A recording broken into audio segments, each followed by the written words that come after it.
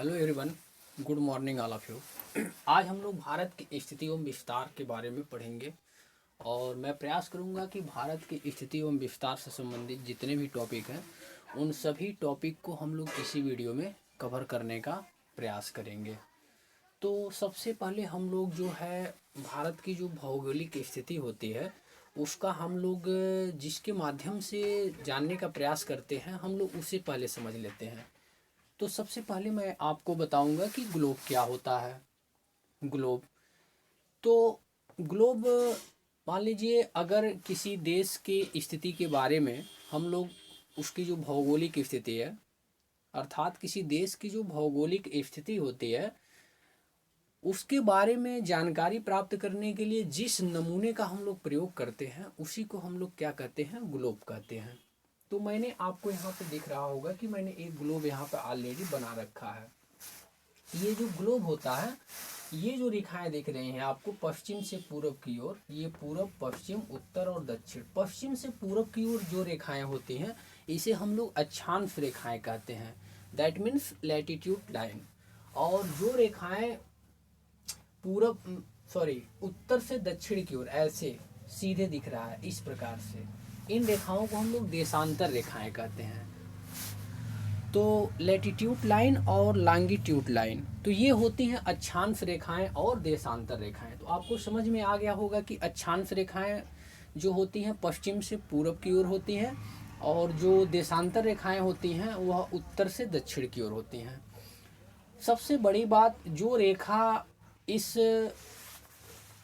Globe को दो भागों में बांट देता है उसे हम लोग कहते हैं 0 डिग्री या विषुवत रेखा, या हम लोग क्या कहते हैं, भूमध्य रेखा। तो भूमध्य रेखा दो भागों में इसको बांट रही है, उधर का साइड जो है उत्तरी ध्रुव है और नीचे का क्या है, दक्षिणी ध्रुव है। तो भूमध्य रेखा ये हो गया भूमध्य रेखा।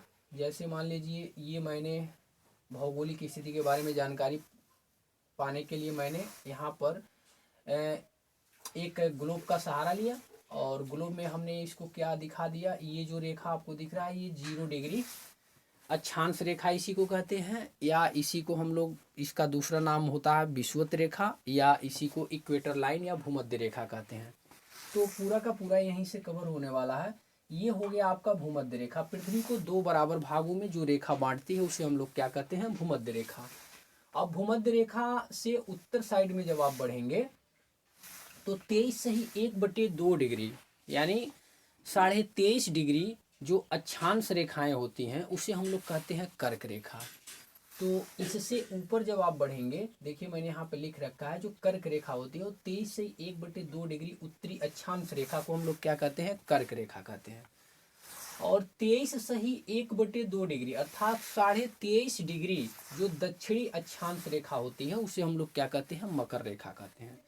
और भूमध्य रेखा मैंने आपको अभी बताया कि 0 डिग्री अक्षांश रेखा को हम लोग क्या कहते हैं, भूमध्य रेखा कहते हैं, विषुवत रेखा कहते हैं, या इसी को हम लोग इक्वेटर लाइन कहते हैं। तो दैट मीन्स ये सब आपको क्लियर हो गया होगा कि उत्तरी ध्रुव और दक्षिणी ध्रुव को दो भागों में बांटने का जो काम करती है वो भूमध्य रेखा कहती है। तो अक्षांश रेखाएं, देशांतर रेखाएं और भूमध्य रेखा, कर्क रेखा, मकर रेखा, ये सब क्लियर हो गया। अब हम लोग भारत की स्थिति की हम लोग बात करें तो जो हमारा भारत देश होता है वह उत्तरी गोलार्ध एवं पूर्वी देशांतर में स्थित है। तो ये हो गया आपका पूर्वी देशांतर और ये हो गया उत्तरी गोलार्ध, क्योंकि ऊपर का है उत्तरी गोलार्ध और ये दक्षिणी गोलार्ध है। तो हमारे जो भारत की जो स्थिति है वह मैंने क्या यहाँ पर दिखाया आपको, उत्तरी गोलार्ध और पूर्वी देशांतर में। तो आपको समझ में आ गया होगा कि हमारा भारत देश यहीं पर है, उत्तरी गोलार्ध में और इधर पूर्वी देशांतर में। अगर इसको मैं 4 भागों में ऐसे कर दूं तो हमारा भारत जो देश है इसी में है, इसी में उत्तरी गोलार्ध एवं पूर्वी देशांतर में। तो प्रश्न ऐसे पूछ देता है कि हमारा भारत जो है किस गोलार्ध में है और किस देशांतर में है, तो इसका जो जवाब होगा वो उत्तरी गोलार्ध एवं पूर्वी देशांतर में हमारे भारत का पोजीशन है। ठीक है, इसकी जो आकृति है वह किस प्रकार से है, तो इसकी जो आकृति है चतुष्कोणीय है, चतुष्कोणीय। और हमारे भारत का जो क्षेत्रफल है वह 32,87,263 वर्ग किलोमीटर है। पूरे जो इंडिया का जो एरिया है वह 32,87,263 वर्ग किलोमीटर है। अगर हम लोग भारत के संपूर्ण विश्व के क्षेत्रफल से रिलेटेड अगर देखें, भारत का क्षेत्रफल मतलब पूरे विश्व के क्षेत्रफल का, यदि भारत का क्षेत्रफल हम लोग देखें तो पूरे विश्व के क्षेत्रफल का जो भारत का क्षेत्रफल है वो 2.42% है। ठीक है, तो पूरे विश्व का क्षेत्रफल से भारत के क्षेत्रफल, तो ऐसे प्रश्न पूछ देता है कि हमारे भारत का जो क्षेत्रफल है वो पूरे विश्व के क्षेत्रफल का कितना प्रतिशत है, तो वह 2.42% है। और भारत की जो राजधानी है वो कहाँ है, भारत की राजधानी नई दिल्ली है। और ये नई दिल्ली राजधानी कब बनी, तो लॉर्ड हार्डिंग द्वितीय के शासनकाल में 1912 ईस्वी में हमारे जो भारत की राजधानी है वो कहाँ पे स्थानांतरित की गई, नई दिल्ली में। तो 1912 ईस्वी में लॉर्ड हार्डिंग के शासनकाल में, ये याद रखना है। भारत में जो सर्वाधिक भाषा बोली जाती है वो हिंदी बोली जाती है। भारत की जो मैक्सिमम लैंग्वेज है, तभी तो हमारा ये हिंद देश है। हिंद देश हम लोग हिंदुस्तान कहते हैं। हमारे भारत में जो सर्वाधिक भाषा का जो प्रयोग किया जाता है, तो हमारे भारत देश में सर्वाधिक भाषा क्या बोली जाती है, हिंदी बोली जाती है। सबसे बड़ी जनजाति यहाँ पर क्या है, तो मध्य प्रदेश की गोंड जनजाति है। अगर ये प्रश्न पूछ दिया कि भारत में सबसे बड़ी जनजाति कौन सी निवास करती है, तो गोंड जनजाति भारत में सबसे अधिक निवास करती है, जो कि इसकी संख्या कहाँ है, मध्य प्रदेश में है। तो भारत की सबसे बड़ी जनजाति क्या है, गोंड है, मध्य प्रदेश। क्षेत्रफल के दृष्टि से विश्व में भारत कौन सा स्थान रखता है, तो 7वां स्थान रखता है। क्षेत्रफल की दृष्टि से भारत का विश्व में 7वां स्थान है। अगर हम लोग बात करते हैं जनसंख्या की दृष्टि से, तो जनसंख्या की दृष्टि से विश्व में दूसरा स्थान है। पहले नंबर पे कौन है, चीन है। दूसरे नंबर पे कौन है जनसंख्या की दृष्टि से, तो हमारा भारत देश है। अगर हम लोग विश्व की जनसंख्या से रिलेटेड देखें कि विश्व की जनसंख्या का भारत में कुल कितना प्रतिशत जनसंख्या निवास करती है, तो 17.5%। तो दो चीजें यहाँ आपको याद रखना है। पूरे विश्व के क्षेत्रफल का भारत का जो क्षेत्रफल है 2.42% है। और पूरे विश्व की जनसंख्या का जो भारत का जो कुल जनसंख्या है वो 17.5% है। अक्षांशीय विस्तार का अगर हम लोग बात करें, अक्षांशीय विस्तार, तो 8 डिग्री 4 मिनट से 37 डिग्री 6 मिनट उत्तरी अक्षांश है। भारत का जो अक्षांशीय विस्तार है वह 8 डिग्री 4 मिनट से 37 डिग्री 6 मिनट उत्तरी अक्षांश है। अगर हम लोग इसका देशांतरी विस्तार का बात करें, तो इसीलिए मैंने आपको पहले ही अक्षांश रेखाएं और देशांतर रेखाएं मैंने आपको पहले ही बता दिया है। जो हॉरिजॉन्टल लाइन आपको दिख रही है, क्षैतिज, ये अक्षांश रेखाएं होती हैं जो इस प्रकार से दिख रही हैं, और जो इस प्रकार से दिख रही हैं वो देशांतर रेखाएं हैं। ठीक है, तो हमारे भारत की स्थिति पेपर में कई बार पूछा गया प्रश्न है कि अक्षांशीय विस्तार क्या है, तो 8 डिग्री 4 मिनट से 37 डिग्री 6 मिनट उत्तरी अक्षांश। और जो इसका देशांतरीय विस्तार है वो 68 डिग्री 7 मिनट से 97 डिग्री 25 मिनट पूर्वी देशांतर है। तो भारत का जो देशांतरीय विस्तार है वो 68 डिग्री 7 मिनट से 97 डिग्री 25 मिनट पूर्वी देशांतर है। उत्तर से दक्षिण भारत की जो लंबाई है वो 3214 किलोमीटर है। और पूरब से पश्चिम तक की लंबाई जो है 2933 किलोमीटर है। तो ये प्रश्न कई बार पेपर में पूछा जा चुका है कि भारत का जो उत्तर से दक्षिण जो लंबाई है वो 3214 किलोमीटर है, और भारत का जो पूरब से पश्चिम लंबाई है वो कितना है, 2933 किलोमीटर है। सबसे पूर्वी बिंदु की अगर हम लोग बात करें, भारत का जो सबसे पूर्वी बिंदु है तो वो बलांगू है। और ये बलांगू कहाँ पे है, तो अरुणाचल प्रदेश में है। अरुणाचल प्रदेश भारत का एक राज्य है, स्टेट है। तो अरुणाचल प्रदेश में एक स्थान है बलांगू। वह बलांगू जो है भारत का सबसे पूर्वी बिंदु है। और सबसे पश्चिमी बिंदु जो है गुजरात में सर क्रीक को माना जाता है। तो ये प्रश्न कई बार पूछा गया कि भारत का जो सबसे पूर्वी बिंदु है वो बलांगू है और अरुणाचल प्रदेश में है। और भारत का जो सबसे पश्चिमी बिंदु है वह सर क्रीक है, और ये कहाँ स्थित है, तो गुजरात में स्थित है। और सबसे उत्तरी बिंदु कौन सा है, तो इंदिरा काल है। भारत का जो सबसे उत्तरी बिंदु है ये इंदिरा काल है, और कहाँ पे है, ये जम्मू और कश्मीर में है। सबसे दक्षिणी बिंदु का बात करें तो इंदिरा पॉइंट है। इसी को हम लोग पिग्मेलियन पॉइंट कहते हैं, अंडमान निकोबार द्वीप समूह में है। ये चारों पॉइंट जो है बहुत ही महत्वपूर्ण पॉइंट है।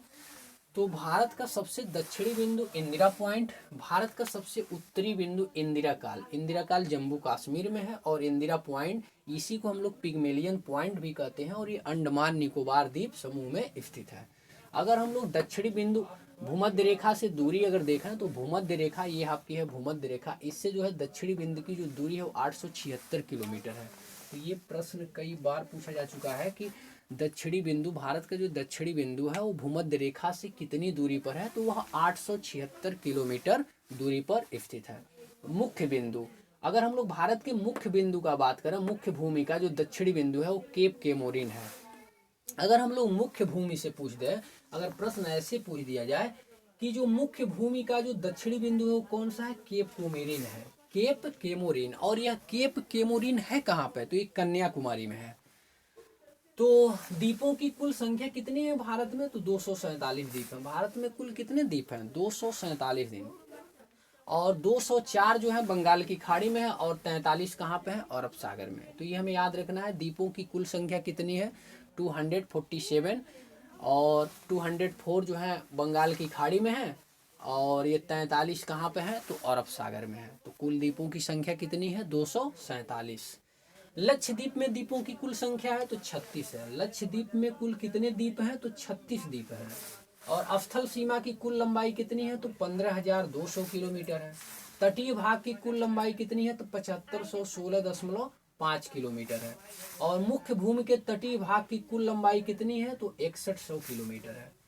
मुख्य भूमि के तटीय भाग की कुल लंबाई 6100 किलोमीटर है। भारतीय मानक समय जो है 82 से 1/2 डिग्री पूर्वी देशांतर इलाहाबाद से लिया गया है। इलाहाबाद में नैनी, ठीक है ना। भारत का जो मानक समय है इलाहाबाद के नैनी से 82 से 1/2 डिग्री पूर्वी देशांतर रेखा को हम लोग क्या कहते हैं, भारतीय मानक समय रेखा, ठीक है। और ये कहाँ से गुजरती है, तो इलाहाबाद के निकट नैनी से गुजरता है।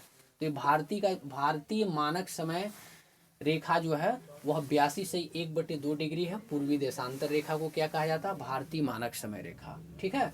यह 5 राज्यों से गुजरती है भारतीय मानक समय रेखा। और भारतीय मानक समय रेखा और ग्रीनविच समय रेखा, ग्रीनविच समय रेखा में कितने टाइम का अंतर है, तो 5 घंटा 30 मिनट का अंतर है, ठीक है। हाँ, तो मैं आपको बता रहा था कि जो भारतीय मानक समय रेखा है वो 82 से 1/2 डिग्री पूर्वी देशांतर रेखा को क्या कहा जाता है, भारतीय मानक समय रेखा। और यह 5 राज्यों से गुजरती है। और भारतीय मानक समय रेखा और ग्रीनविच समय रेखा 5 घंटा 30 मिनट का दोनों में अंतर है।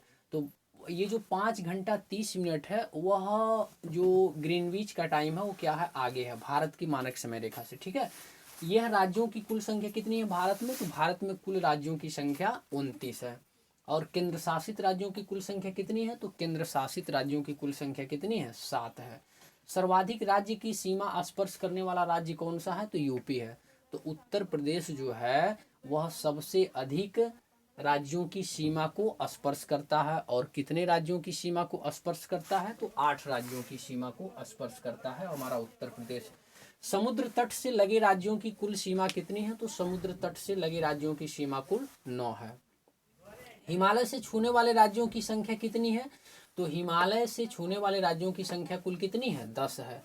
भारत की प्रादेशिक जल सीमा कितनी है, तो 12 समुद्री मील है। भारत की जो प्रादेशिक जल सीमा है वह 12 समुद्री मील है। और एक समुद्री मील कितने के बराबर होता है, तो 1852 किलोमीटर।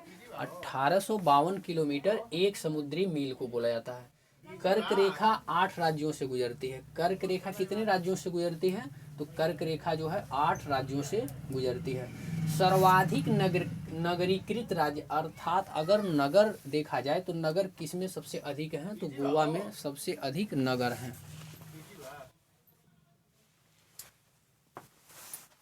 तो भारत में जो सर्वाधिक नगर है वह गोवा राज्य में है। और न्यूनतम नगर किस में है, तो हिमाचल प्रदेश में है। तो ये एक महत्वपूर्ण प्रश्न है कि सर्वाधिक नगर की संख्या जो है गोवा में है और न्यूनतम नगर की संख्या जो है हिमाचल प्रदेश में है। सर्वाधिक वनाच्छित राज्य जो है मध्य प्रदेश। सर्वाधिक वन अगर देखा जाए तो मध्य प्रदेश में सर्वाधिक वन है। और सबसे न्यूनतम वन कहाँ है, तो सबसे न्यूनतम वन हरियाणा में है। सर्वाधिक वर्षा मनीष नाम मेघालय में होती है। और न्यूनतम वर्षा लेह लद्दाख में होती है। सबसे प्राचीन पर्वत अरावली है जो राजस्थान में है, और सबसे नवीन पर्वत का जो उदाहरण है वो बलित पर्वत है। ठीक है।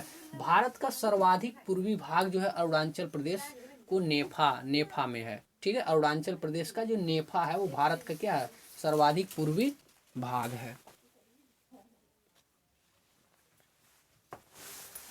तो एक बार मैं फिर से आपको बता देता हूँ कि मैंने जितना हो सका इस छोटे से वीडियो में, जो कि 15 या 17 मिनट का वीडियो है, इससे मैं ज़्यादा इसको नहीं लंबा करूँगा, और जितना मुझसे हो सका मैंने उतना आपको इससे संबंधित भारत की स्थिति एवं विस्तार के बारे में जानकारी देने का प्रयास किया।